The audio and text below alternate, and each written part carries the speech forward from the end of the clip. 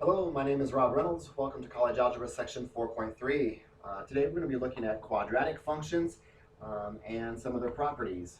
We're going to look at some story problems and completing the square. So first of all, I want to talk to you about the definition of a quadratic function. It's ax squared plus bx plus c.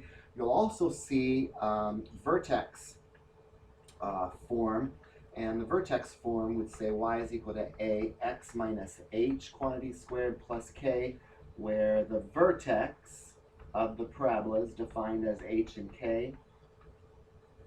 And sometimes the definition here gets a little confusing because some books call this the standard form, standard quadratic form, and then some books call this down here standard graphing form. And so they both use the word standard. And so you have to be kind of careful what form they want these in. I'll try to discuss it as we go through. So here comes our first example of a quadratic. We're going to build a quadratic. So here's a problem where we have x defined. Down here it says that the revenue is equal to the price times x. We'll write that. The revenue is equal to price times x. And we're going to substitute this x value in and write an expression in terms of x. So I can't actually, if I do this, if I plug this in for x, I'm going to write something in terms of p. So the first thing I need to do is take this equation and solve that for x, or excuse me, solve it for p. So because I want to substitute in for this p and leave the x term alone. So let's go ahead and see if I have room to do that over here. So x minus 21,000 is equal to negative 150p. So I'm going to divide by negative 150. So this is actually the value of p, which I'm going to plug in here. Oh, jeez. So let's see, x minus 21,000 divided by negative 150 times another x. Let's do each term. So this is x times x. It's going to be a negative x squared. How about negative 100? Yeah, 150. I think I've got a negative x squared. How should I write that? Let's just do it. Negative x squared over 150. And then we have negative divided by negative, which is going to make this positive. And 21,000 divided by 150 is 140. And I think I need to multiply that x throughout as well. So there it is. I get a quadratic function where the value of a is negative 1 over 150. And here's the value of b. And the value of c is 140, or excuse me, 0. So if I were to graph this, it's going to be an upside down parabola. And then I could probably find some maximize the profits or something. So let's see how the author decides to. Yeah, oh, well, the author didn't do this. So there is just another example. I don't know why they keep talking about a cannon shooting a pirate ship off a cliff, but that's the negative x squared. That happens often enough. So graph the quadratic function using some transformations. If a is positive, then it's going to be facing up.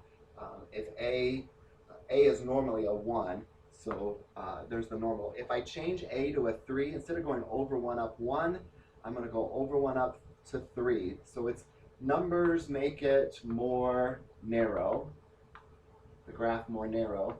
And fractions, like a half, instead of going over 1 up 1, like the blue, I only go over 1 up a half for the red. So fractions make it more fat or wider.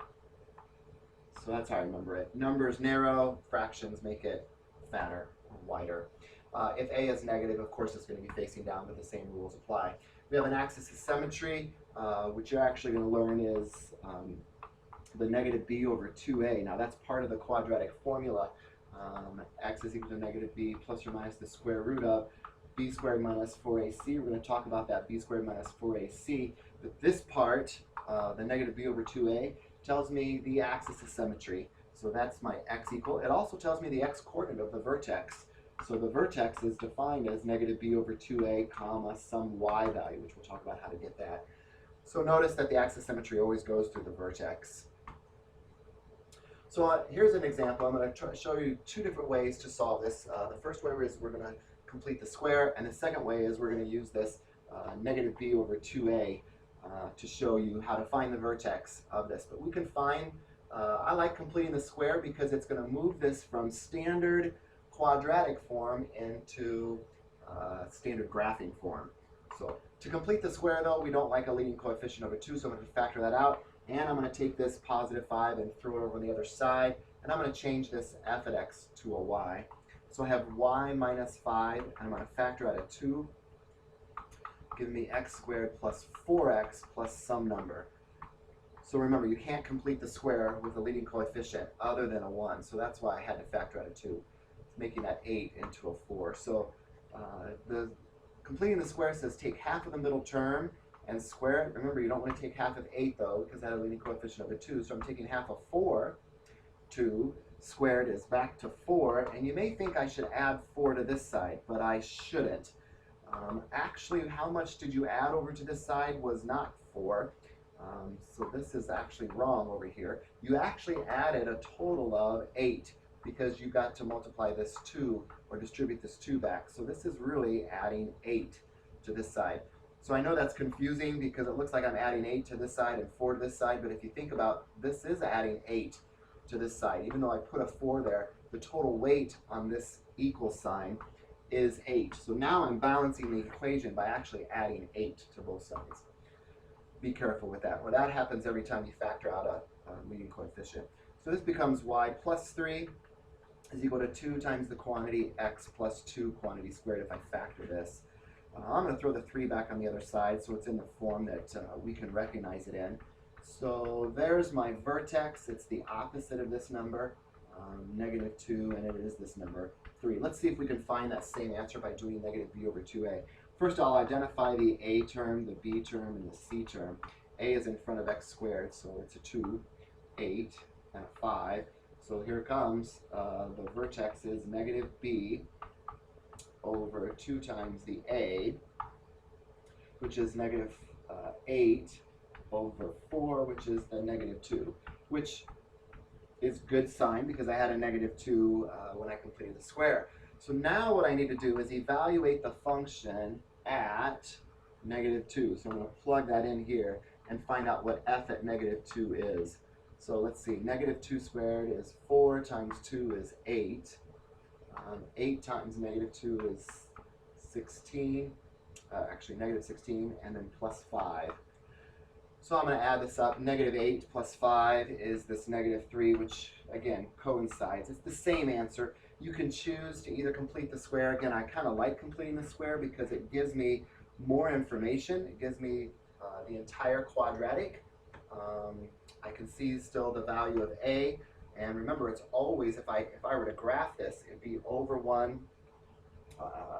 It'd be easy to graph because here's a start value at negative 2 down 3. And then from there, I always go over 1 up a. So in this case, over 1 up 2. Go symmetry on both sides, over 1 up 2.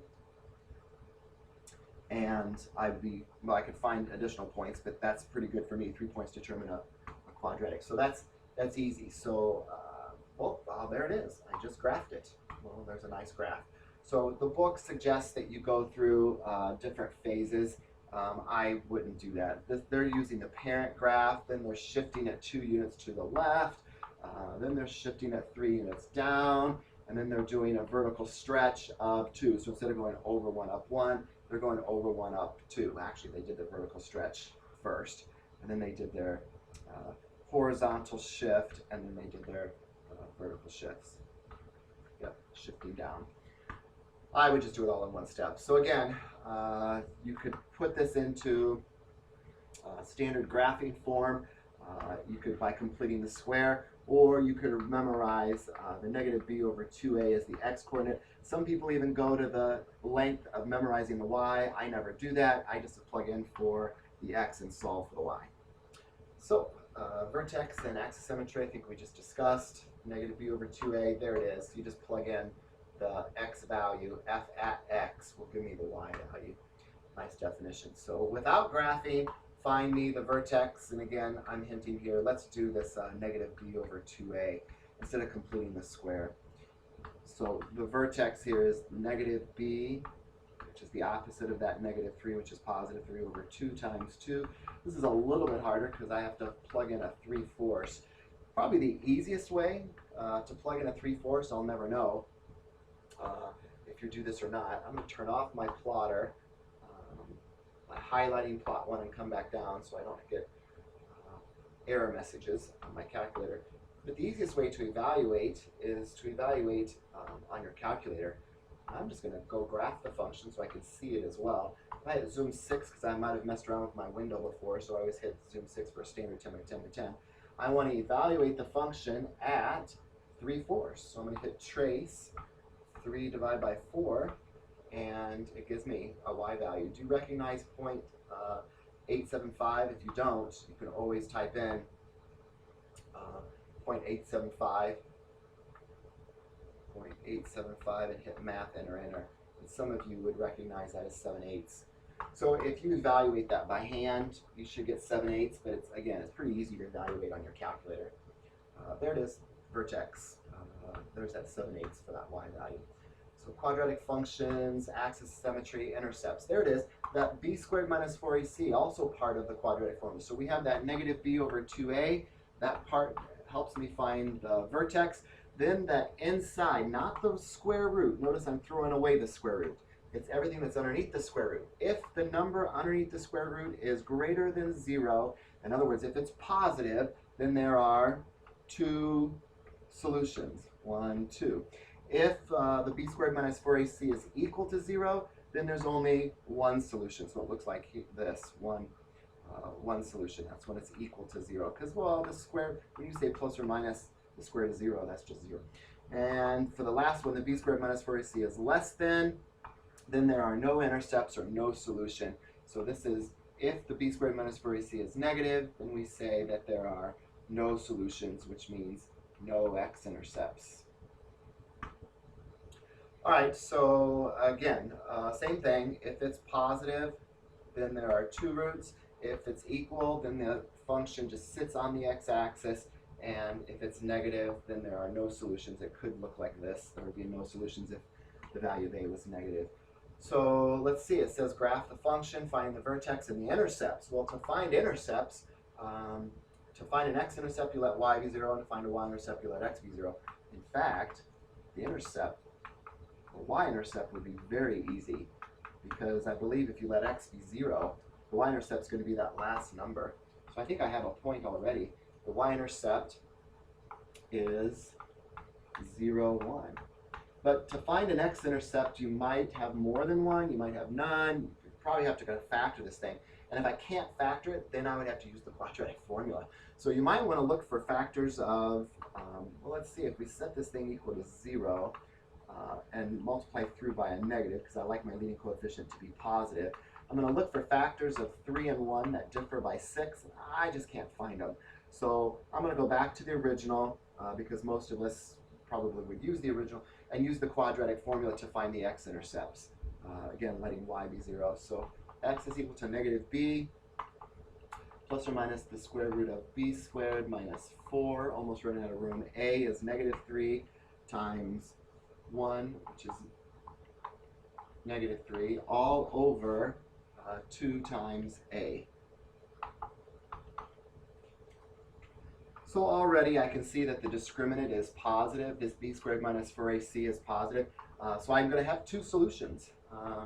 X is equal to negative 6 plus or minus the square root of 48 divided by negative 6. I cannot cancel part of a sum, but let's try to simplify that. Square root of 48. 48 divides by 16 3 times. So I can go let's write this as the square root of 16 and the square root of 3, so it's 4 square roots of 3 divided by negative 6. So let's divide everything through by a common denominator. And the common denominator between 6's and 4's would be 2's. So let's divide through by negative 2. So my x would equal, let's divide by negative 2. So negative 3 plus or minus 2 square roots of 3. Oh, if I divide by a negative, that's a positive. Divide by 3. So there's my x-intercepts, the exact answers of the x-intercepts. If you wanted to find out the decimal approximations, you could type in 3 plus 2 square roots of 3 and divide the whole thing through by 3. Or you could just graph the function and guess left, guess right, guess on, or excuse me, second calculate the zeros. But those are the intercepts. To find the vertex, we're going to do the negative b over 2 times a. So it looks like the vertex is going to be negative 6 over negative 6, or at a 1, comma something. Let's evaluate. 1 squared is 1 times negative 3 is negative 3 plus 6 plus 1. I got the plus 6 by evaluating the 1 here, and I just brought down the 1. So what is this? 3 plus 1, which is 4. So I think the vertex is at 1, 4 over 1, 1, 2, 3, 4. I know it's facing down. I know this tells me go over 1, down 3, which matches the y-intercept. Do it on the other side, over 1, down 3. And you can see I'm going to create some x-intercepts here. They're not nice. They're not at nice points, but if you wanted to evaluate them, evidently they're at negative 0.15 and 2.15. Then to determine intervals of increase and decrease, I'm going to say this thing is increasing from negative infinity. Now I know it goes, you're looking down, but when I'm talking about intervals of increase and decrease, I'm talking about left to right. So the intervals of increase, it's increasing from the x values of negative infinity all the way up to the x value of a 1, and then it starts decreasing at 1 to infinity. Remember, I'm going off to the right. I'm not going down, so don't say positive infinity or negative infinity. This is going from 1 to infinity to the right. Positive infinity is off to the right. So there's my intervals of increase. Here's my intervals of decrease. The domain is, it looks like it goes forever left and forever right. I know it goes down really fast, but this is slowly going forever to the left as well and forever to the right. So for the domain, I would say all reals. And the range would be bottom to top. I'd probably, the domain would be, there's the all real symbol. You could say from negative infinity to infinity if you wanted interval notation. And the range then would be bottom to top. So from negative infinity up to the y value of 4. And let's see, I think I can include the 4 though. So I'm going to bracket that. So there are some solutions. Let's see. There's a nice, that's another example, finding the graph. Another example you can work through. There's standard graphing form. Determine the quadratic function. So this is new. They're giving me the h and the k, which from the vertex, and they're telling me the y-intercept, which is really a point. 0, negative 3, so that must be my x and the y. Looks like I've got h, k, x, and y. I think I can solve for a if I plug in everything. So the y value, which is f of x, is negative 3. I don't know what a is, but I know that x is 0, h is 1, and k is negative 5. So this becomes negative 3. This is 1a minus 5. Let's add 5 to both sides, and I get a is equal to 2. So it looks like I have a nice equation. Y is equal to 2 times the quantity. I'm going to plug in my h and my k. So it's x minus the h plus the k. So there's, oh, now careful. It says for a quadratic function. So guess what? That's not a quadratic function. That is a standard graphing form. So you probably want to FOIL this thing out. Let's see if the author does this as well. X squared minus 2x, remember you cannot distribute here. That's the #1 mistake in math. We have to actually FOIL that thing out. So I know a rule, square the first twice the product, square the last. So 2x squared minus 4x plus 2 minus 5. How about y is equal to 2x squared minus 4x minus 3. Let's see what the author says. 2x squared minus 4x minus 3. Hey, I like what the author said. 2x squared minus 4x minus 3 is what we got. So there's all the things that we had learned in this lesson. Finding maxes and mins. I'll probably do that on the calculator again, but remember the max and the min just happens at the vertex. So whenever they say find the max and the min, you could do it analytically just by doing negative b over 2a, because the max or the min will happen at the vertex. Or you could do it on the calculator, guess left, guess right, guess on.